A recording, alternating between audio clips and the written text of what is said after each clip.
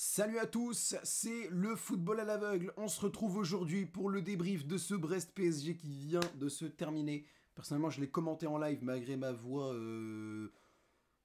pas forcément cassée, mais sur les buts, je sentais que ça commençait à dérailler un peu. Et là, je sens que ça commence à dérailler un peu parce que j'en ai gentiment commenté 7 des buts, dont 6 en 45 minutes en seconde mi-temps. Donc autant dire que ma voix a pris cher. Et je vais enchaîner direct après sur Guingamp Paris FC. Donc autant dire que voilà. J'espère en tout cas que vous allez tous bien. Le PSG s'impose 5-2 sur la pelouse du Stade Brestois. On va analyser tout ça. Triplé d'Ousmane Dembélé, doublé de Gonzalo Ramos pour le Paris Saint-Germain, contre des buts de Romain Del Castillo et Ludovic Ajorc pour le Stade Brestois. Belle victoire pour les Parisiens qui confortent leur place de leader, qui mettent Marseille provisoirement à 13 points en attendant leur match demain soir contre Lyon ou l'Olympico. On verra bien demain soir comment ça se passera pour les Phocéens. Mais en tout cas, pour le moment, le PSG met 13 points d'avance à l'Olympique de Marseille. Donc autant dire que on doit se réjouir de cette victoire parce qu'au pire des cas, on récupère juste les 10 points qu'on avait d'avance au départ. Donc on se met bien. Un match qui en plus de ça a été à peu près bien maîtrisé, même si les deux buts brestois sont évitables et ces deux erreurs de William Pacho, je pense qu'il était un petit peu dans le contre-coup de ces matchs contre City, Stuttgart et tout et tout.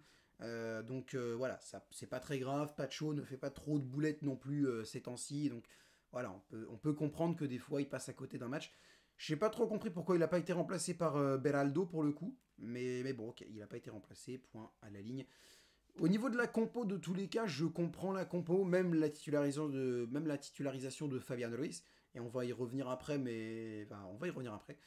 Euh, Parce que Zaire Emery est blessé, John Neves est blessé également. Donc voilà, alors juste un petit peu surpris que Axel Tapp soit pas dans le groupe, il y était pas. En termes de jeunes, bah, il n'y avait pas Ibrahim Bay non plus parce qu'il était blessé. Il n'y avait que Naoufel El Hannash qui était là. Et même, je l'avais pas vu dans le groupe à la base. C'est juste que je l'ai vu dans la feuille de match sur le banc des remplaçants après. Mais dans le groupe de base, il était censé pas être là, Naoufel El Hannash. Bon, au niveau de la compo, donc oui, je comprends. Même si je m'attendais peut-être à une compo un peu remaniée pour la défense. Enfin, parce que là, c'est vraiment Hakimi, Marquinhos, Pacho Mendes. C'est la défense de base, c'est la défense classique. Je m'attendais à un peu de changement. Peut-être avec Lucas Beraldo titulaire. Je m'attendais pas à Kimpembe, mais je m'attendais au moins à l'un des deux, que ce soit Marquinhos ou Pacho. Pas là. Je m'attendais à la titularisation de Lucas Beraldo et peut-être à celle de Lucas Hernandez côté gauche à la place de Mendes. Mais non, il n'en a pas été ainsi. Donc bon bah écoute, voilà. Et par contre pour l'attaque, Barcola à droite, Dembélé dans l'axe et Kvaratskhelia à gauche. En vrai, on peut pas vraiment dire quelque chose parce que de toute façon, ça permute tout au long du match et on l'a vu. Il y a un moment où Dembélé est passé à droite, Kvaratskhelia est passé dans l'axe et Barcola a retrouvé son côté gauche. Donc voilà, ça permute en fait tout au long du match. Donc le trio d'attaque de départ, on peut s'y attarder, mais c'est pas important non plus de malade de s'y attarder. Au niveau du match en lui-même, triplé d'Ousmane Dembélé, très clairement, ça justifie le titre que j'ai mis dans le que j'ai mis sur la vidéo très clairement. Il a fait un match stratosphérique, même au niveau des retours défensifs, il était là. Il a même eu certaines occasions qu'il a raté en plus des 3 buts qu'il a marqués, une ou deux, je crois qu'il a raté. Donc Dembélé a vraiment fait un super match dans la présence, il était là, il a pas vraiment beaucoup raté ce qu'il tentait, peu importe ce que c'était. Donc non, super match de Ousmane Dembélé. Il est le premier joueur de l'histoire à marquer 2 triplés consécutifs avec Stuttgart et Brest. Donc autant dire que là, on a un Ousmane Dembélé qui est en ultra bonne forme et vaut mieux en profiter. Et même Gonzalo Ramos, qui marque un doublé sur son entrée de jeu, il va aussi falloir en profiter. Et petit coup de gueule sur ceux qui ne considèrent pas Ramos comme un bon joueur, qui considèrent qu'il doit être sur le banc, voire qu'on doit le vendre parce que blablabla, il rate trop. Je pense que vous vous êtes trop inspiré de Victor Gyökeres, qui lui, certes, marque beaucoup plus de buts que Gonzalo Ramos, mais si vous regardez bien, personne n'a dit que Ramos était un serial buteur. C'est un très bon buteur, mais c'est pas un serial buteur à la Erling Haaland dans ses plus grandes œuvres ou à Victor Gyökeres actuellement. On l'a déjà dit, déjà premièrement. Et en plus de ça, je pense que vous étiez les premiers à être ultra inquiets quand Ramos était blessé, que Kolo Muani faisait n'importe quoi, et que donc il mettait Marco Asensio ou Lee Kangin en tant que faux neuf. Donc bon, voilà, maintenant il est là, Ramos, et il a marqué beaucoup de buts, il a raté aussi, mais un numéro 9, c'est pas fait pour marquer tous les trucs qu'il tentera, il va aussi en rater. Vous recrutez Erling Haaland, il aura aussi des ratés. On voulait recruter Gyökeres, il aura aussi des ratés, Gyökeres, si on le prend.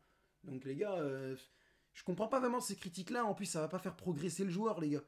Ça va pas faire progresser le joueur qu'à chaque fois qu'il rate un truc, on va lui dire Gonzalo, t'es nul. Bah non, là, regardez, il claque un doublé en rentrant. Il claque un doublé en rentrant. Et en plus, c'est même pas le premier à rentrer. Hein. Il rentre qu'à la 70e, je crois. C'est pas comme Désiré Doué qui est rentré dès la 54e, je crois, un truc en genre. Désiré Doué a remplacé Kvaratskhelia dès la 54e, un truc en genre. Désiré Doué, voilà, mais et même pas, il est rentré que pour les 20 dernières minutes, il a eu le temps de claquer un doublé, Ramos. Donc arrêtez de le sous-estimer, c'est pas le serial buteur de malade que pourrait être Haaland, Gyökeres ou Ronaldo, j'en passe, mais quand même, ça reste un très bon joueur. Que dire d'autre?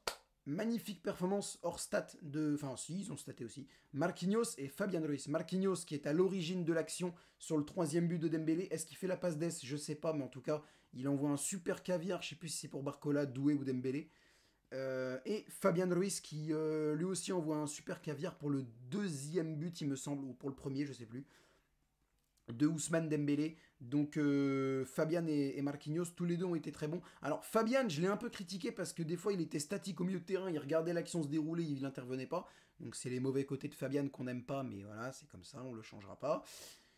Et je pense toujours en soi qu'il doit partir, hein, Fabian Ruiz, malheureusement, je pense toujours qu'il doit partir, mais ça n'empêche pas, ça nécessite pas d'être de mauvaise foi pour autant.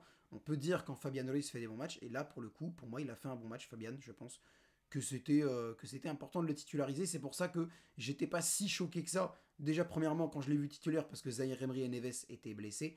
Et en plus, en le voyant qu'il faisait un plutôt bon match, bah tant mieux, écoute. Quoi d'autre à dire Donnarumma, très bon match. Hakimi, plutôt bon match, même si ça, je crois pas qu'il a été à l'origine des buts, mais très bon match quand même. Mendes, côté gauche, plutôt pas mal aussi. On a déjà parlé de la défense centrale avec Marquinhos, très bon, et Pacho, un peu plus compliqué. Ruiz, on en a parlé. Donc Vitinha, plutôt pas mal, mais il m'a pas marqué non plus. Et Lee. Kangin Lee, le problème de Kangin Lee, c'est que je pense qu'il pourra retrouver son niveau d'avant de milieu central si on continue à le laisser jouer à ce poste et qu'on le remet pas ailier droit. C'est pour moi là c'est Luis Enrique qui l'a un peu cabossé le Lee Kangin parce que on savait tous très bien qu'il était très bon au milieu de terrain et c'était même l'un des meilleurs joueurs du début de saison du PSG. Donc voilà. Et il est passé aile droite au moment où on a voulu tester Dembélé faux neuf et donc où on a eu besoin de libérer l'aile droite, enfin de mettre quelqu'un à aile droite. Et là c'était Lee qui était choisi mais qui n'y arrivait pas. Sauf que Lee, enfin peu importe le joueur d'ailleurs, quand tu n'arrives pas à un poste que t'aimes pas, ta confiance elle baisse parce que tu te dis j'en ai marre, bon j'arrive plus à rien, en plus il me remet jamais là où je suis à l'aise, donc la confiance elle baisse. Donc ça m'étonne même pas que même en tant que milieu de terrain, là où c'est son poste à peu près, comment dire, son meilleur poste à Likangin, même là ça pêche beaucoup parce que bah voilà il a perdu en confiance et c'est comme Lucas Beraldo. Beraldo on n'a pas arrêté de le foutre latéral gauche pendant plusieurs mois, là ça y est on le remet un peu en défense centrale, mais même en défense centrale ça balbutie un peu pour Lucas parce que bah il est plus trop sûr de lui. Son truc de sourire en début de match là, il l'a un peu perdu. Donc, en tout cas, moi j'en entends plus parler en tout cas. Donc, le problème de Luis Enrique, c'est qu'à trop vouloir mettre les joueurs à des postes qu'il n'aime pas beaucoup, tu vas un peu les. Et c'était aussi le cas pour Désiré Doué, qui jouait un peu n'importe où sur l'attaque, alors qu'il venait tout juste d'arriver. Bon, lui, ça s'est un peu amélioré. Mais pour un mec comme Beraldo, qui passe du Brésil à la France, donc qui change de pays, qui change même de continent, qui change de compétition, parce qu'avec tout le respect, la Serie A brésilienne et la Ligue des Champions, c'est quand même une différence. La Libertadores et la Ligue des Champions, la Libertadores est quand même moins bonne que la Ligue des Champions, mais reste quand même largement acceptable. Ça reste quand même une très bonne compétition, même si moins bonne que la Ligue des Champions. Mais bref, tu te retrouves un mois après être arrivé, déjà latéral gauche contre la Real Sociedad, avec en face de toi Takefusa Kubo. Après cette performance-là, tu n'arrêtes pas de jouer les latérales gauche. Quand tu joues défense centrale, c'est contre le Barça et tu te fais torpiller par Robert Lewandowski.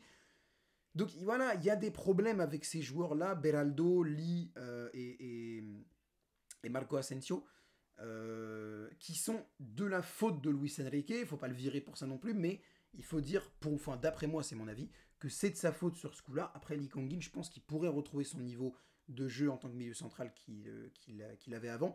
Mais voilà, si là actuellement il a du mal, je pense que c'est malheureusement à cause de Lucho. Voilà, pas grand chose de plus à rajouter. Les deux buts auraient pu être évités, ils l'ont pas été. On a mis 5 buts, donc voilà, ça va, tranquille. On prend de l'avance sur Marseille, donc tout va bien. Sur ce, les gars, je pense que j'ai pas grand chose de plus à rajouter, donc je vous dis à bientôt. N'hésitez pas à liker la vidéo si elle vous a plu, à vous abonner en activant la cloche des notifications. On essaie de viser les 1200 d'ici quelques temps. N'hésitez pas à partager la vidéo sur les réseaux sociaux. Twitter, enfin X, bref, X, Instagram, TikTok, tout ça. Et n'hésitez pas à commenter, ça c'est le plus important. Partagez, likez, abonnez-vous, c'est important aussi. Mais le commentaire c'est le plus important, déjà pour le référencement, mais surtout pour que vous puissiez me donner votre avis sur la rencontre. Parce que moi, si je fais les débriefs, c'est pour connaître votre avis aussi, pour donner le mien, mais aussi pour connaître le vôtre. Donc n'hésitez pas à me donner votre avis en commentaire. Je vous répondrai si j'ai quelque chose à répondre. Généralement, quand je suis d'accord, j'essaie de pas trop répondre. Enfin, je vois. Donc n'hésitez pas à commenter la vidéo pour me donner votre avis. Est-ce que vous êtes d'accord avec mon analyse ou est-ce que vous pensez que je me suis complètement planté? N'hésitez pas à me le dire dans le plus grand respect, évidemment. Sur ce, je vous dis à bientôt tout le monde.